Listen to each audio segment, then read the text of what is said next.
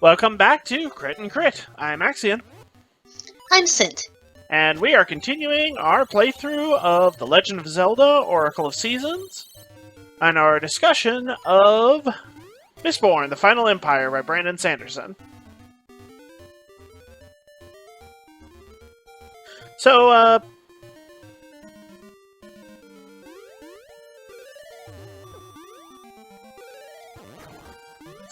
I found out why I couldn't navigate.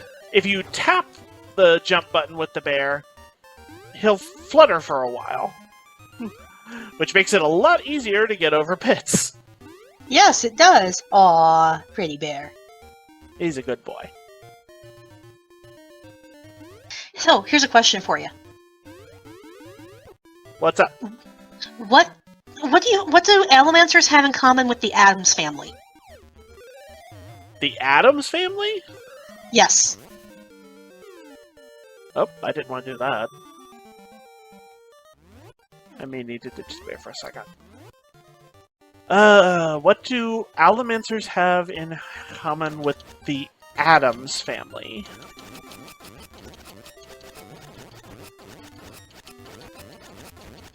I'm sure this is a clever pun, but I can't think of it. Snapping. Oh, okay, I get it. To clarify, snapping is the generally accepted term in the Mistborn universe for when you finally hit that breaking point of physical and or mental anguish that your allomantic powers become apparent. For Kelsier, the most notable one we have in the story, it happened when his wife was killed at the Pits of Hathshin, because he was not an Allomancer prior to his imprisonment.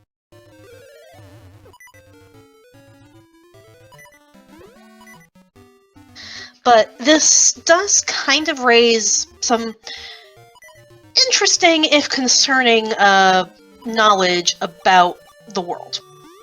Which is to say, and this is actually literally how I have this down on our notes, trauma gives you superpowers. Sometimes. This is a common theme for Sanderson. Yeah, we can get to that when we do other Sanderson stuff, but yeah. No Allomancer has their allomancy without having had some sort of traumatic experience. And I don't think it's explicitly stated over the course of this story, but it would not surprise me if some noble houses deliberately attempted to make their scions snap to see if they had powers. Because, obviously, the nobility are the only ones who are supposed to have allomancy. And most nobility are generally not going to be in a position where they're constantly under severe physical and or mental stress that would otherwise cause this. So you would have to essentially engineer those situations. Though, it is mentioned that Elend didn't snap when he almost died in a raid on Keep Venture a few years back. So there is enough intrigue going on that you could still be fairly likely to get stabbed, even as someone in the upper class.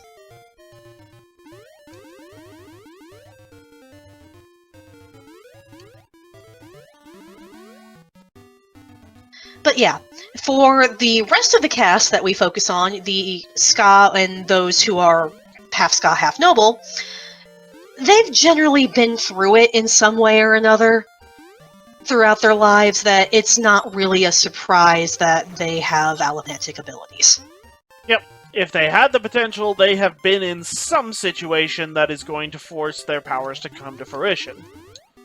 Yeah, like, we don't even know when Vin snapped because she's had enough going on throughout her, entire life that it could have happened at any time. It could have happened when, her mother murdered her little sister. It could have happened at any one of the times that Rean beat the crap out of her. It could have happened, any point prior to when the story starts, because we know she's had these powers for a while, long enough that she's Cayman's lucky charm and has some awareness of what she's doing, if not the actual terminology for it. Yep, she She's just not refers familiar to with it as luck. Yeah, she's not familiar with Allomancy, but she does understand that she can affect how people react to things, which she pretty much uses just to please don't beat me. Which, to be fair, I would too. Yeah. I mean, when you're a little kid and you have a power that the only thing it does, as far as you're aware, is get you out of trouble, that's what you're going to use it for. Yep. Especially if you're a little kid who is constantly in dangerous situations.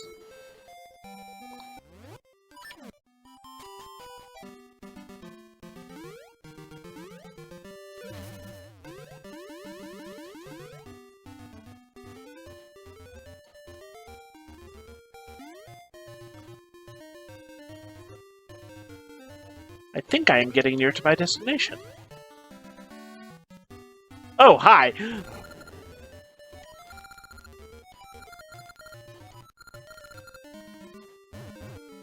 Nope, we are just gonna run away from him.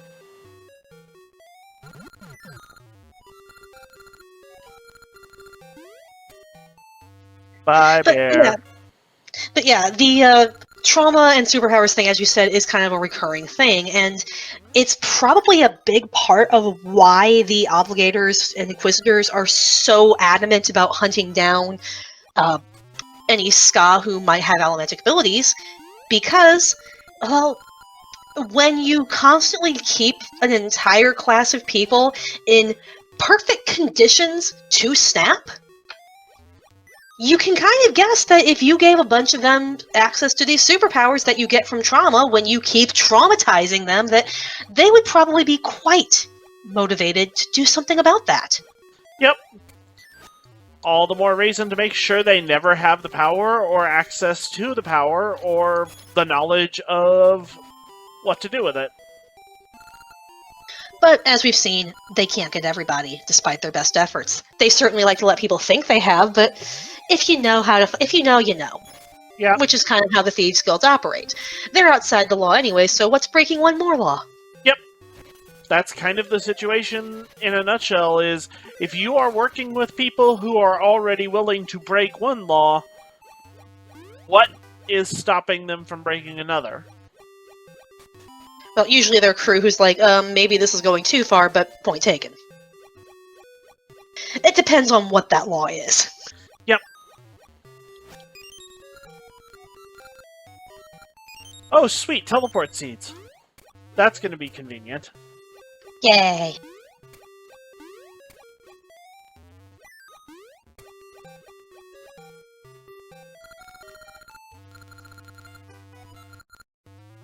Aww. Stab the child.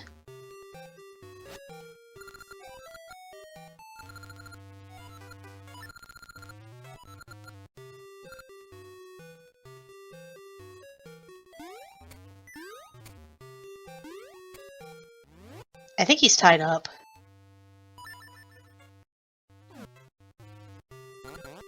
Oh, there we go. Yay!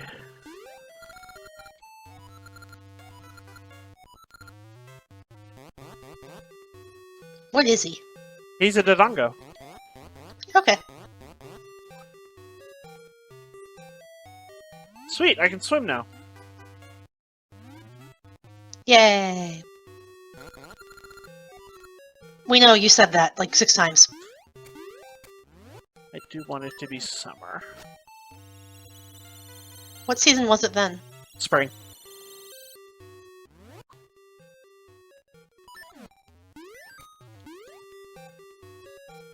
I can't tell them apart. They do look very similar unless you're in areas where, like...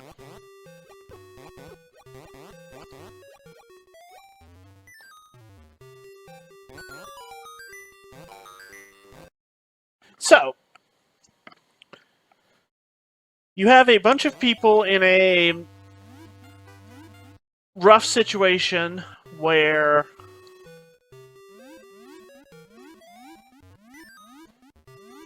they are constantly dealing with violence and struggling with the difficulties of a hostile environment.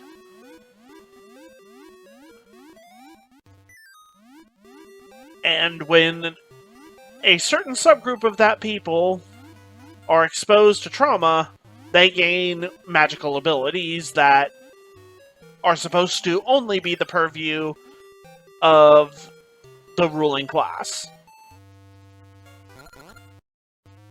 But it's not even guaranteed because, as we already mentioned in prior episodes, and even I think earlier in this episode I lost track, Ellen is a good example. Not all the nobility have this power.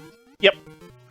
So, to this effect, you sometimes have alliances being made purely on the basis of, well, this house has a lot of Allomancers, we're gonna merge the lines. That's right, we're going to be talking about everybody's favorite thing that comes up every now and then throughout history that needs to probably stop coming up. But it won't because people suck. Eugenics! Yeah.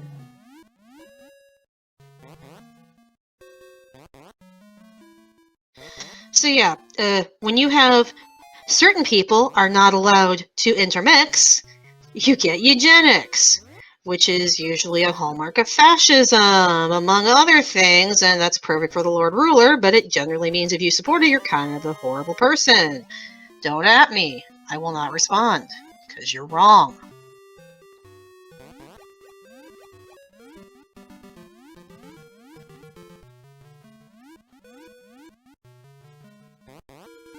But yeah, this is kind of a thing.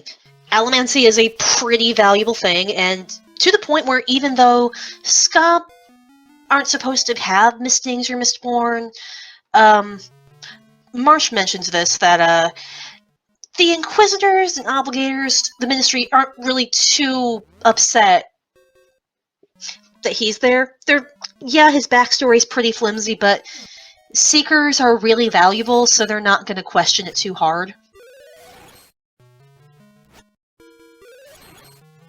Thugs are also pretty well sought out because they make really good bodyguards and muscle. Ah, there we go.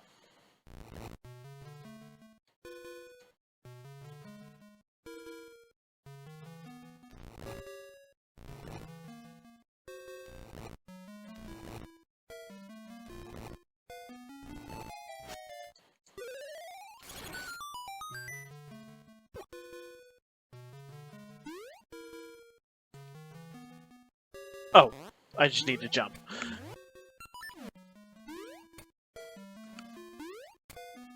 And since minor nobility are not uncommon, and Kelsier's crew have a lot of practice with pretending to be various levels of minor nobility.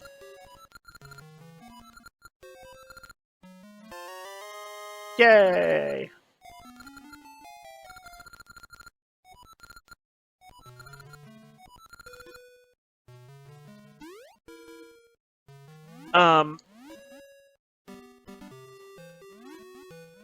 You get to the point where a lot of people might be willing to, say, overlook that, oh, you have these powers. Are you sure you claim to be noble? And just go with the default acceptance of, oh, you have powers, you must be noble, and you act noble, so you must be noble. Alright, buddy, I gotta leave you.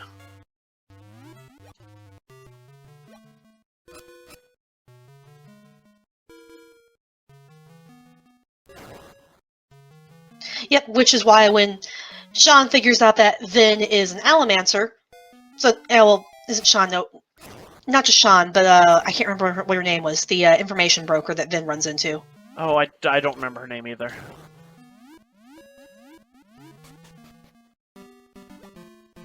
Let's see if I can find it real quick.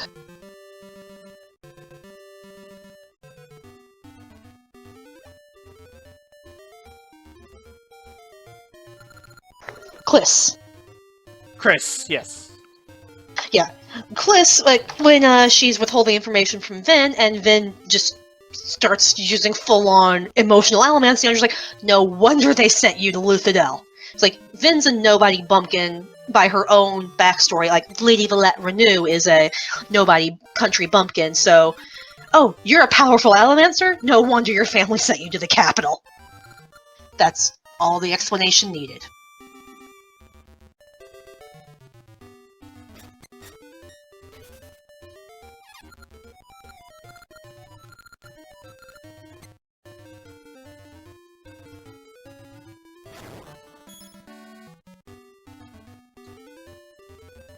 And what kind of ends up happening is the nobility do come in with a few assumptions of their own, and the skaa learn to use that to their advantage, which just adds to the whole general proof of this that the skaa are making that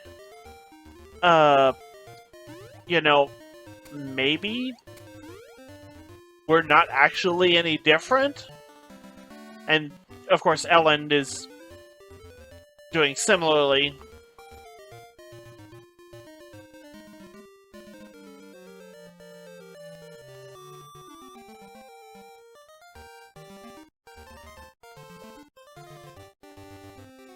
With his general whole weird ideas, at least as far as the nobility is concerned.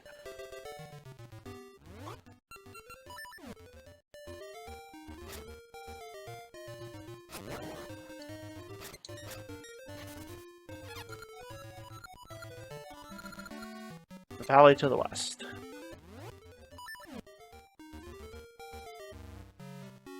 Here we go again. At least there's no holes or water in this map. Just need to clear the path.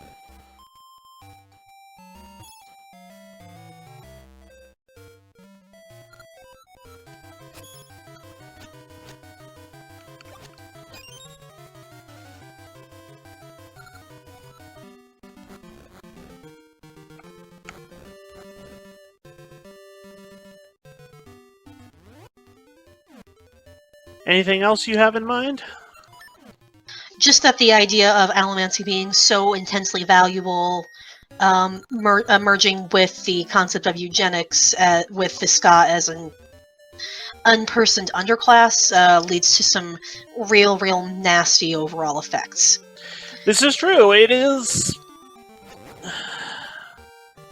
We're going to kill anybody who has the potential to show these abilities that we don't want having them, and we're going to specifically arrange our families in a way that tries to get us more people who have these abilities that you literally have to put through hell to activate. So yeah, that's a real functional society. Good thing we had a revolution to do something about it. Yep. Now we just have to, keep things going until then.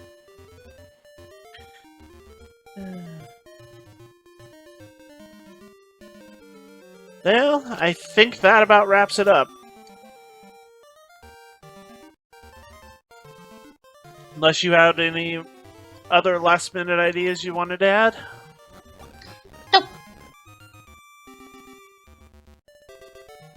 Then I believe we will call it an episode. As soon as I blow this wall open.